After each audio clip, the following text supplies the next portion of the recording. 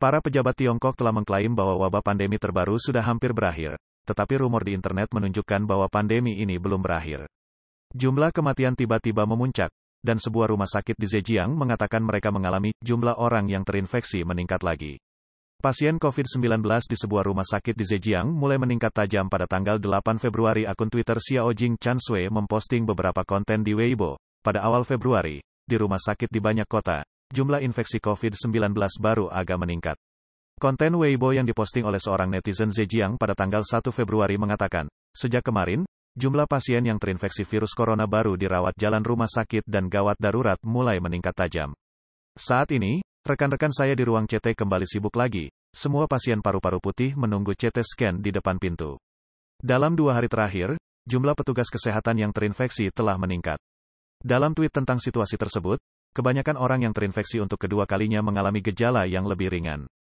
Namun, beberapa pasien lebih parah, pasti akan ada lebih banyak pasien yang lebih parah dan lebih banyak kematian di masa depan.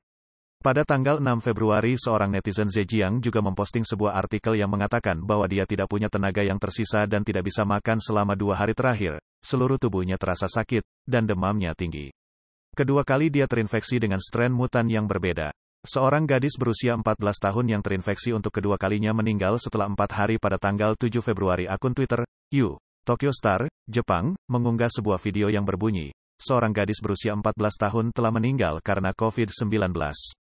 Diperkirakan pandemi ini belum berakhir. Pria dalam video tersebut mengatakan seorang siswi terinfeksi untuk kedua kalinya, gejalanya sangat ringan. Namun, ia dibawa ke rumah sakit keesokan harinya dan meninggal 2 hari kemudian. Pria itu mengatakan gadis itu mungkin belum sepenuhnya pulih dari infeksi pertama. Setelah infeksi kedua, dia mengalami demam tinggi yang terus-menerus, dan akhirnya kehilangan nyawanya. Dia mengatakan kemungkinan kedua adalah dia terinfeksi dengan virus yang berbeda dan antibodinya tidak cukup kuat untuk melawan virus baru. Perlu dicatat bahwa pandemi tampaknya telah mereda tetapi sebenarnya belum berakhir. Banyak anak muda Tiongkok yang tiba-tiba meninggal setelah beberapa hari, seperti yang dikatakan oleh seorang netizen, sekarang ada yang muda dan sehat meninggal setelah infeksi kedua. Pandemi ini sebenarnya belum berakhir. Profesor Xin Min, 58, dari Universitas Jiao Tong Shanghai, mulai bekerja 6 hari setelah mendapatkan hasil negatif.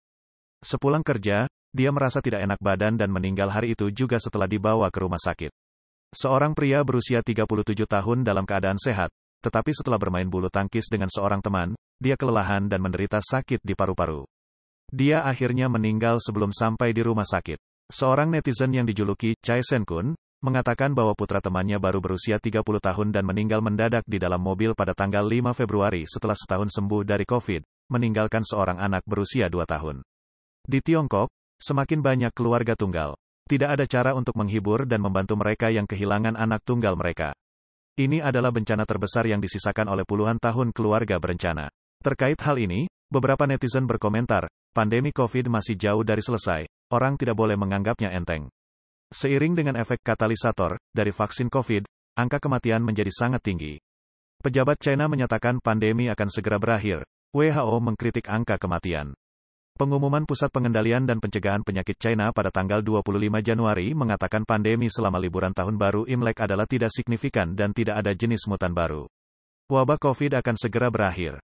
Setelah 3 kali rilis resmi data pandemi, total kematian akibat COVID di China dari tanggal 8 Desember hingga tanggal 26 Januari tahun lalu kurang dari 80.000 jiwa. Dalam hal ini, tidak hanya masyarakat China yang tidak mempercayai data resmi, tetapi juga Direktur Jenderal Organisasi Kesehatan Dunia, WHO, Tedros Adhanom secara belak-belakan mengatakan bahwa jumlah korban tewas yang sebenarnya di China tentu jauh lebih tinggi dari laporan resmi.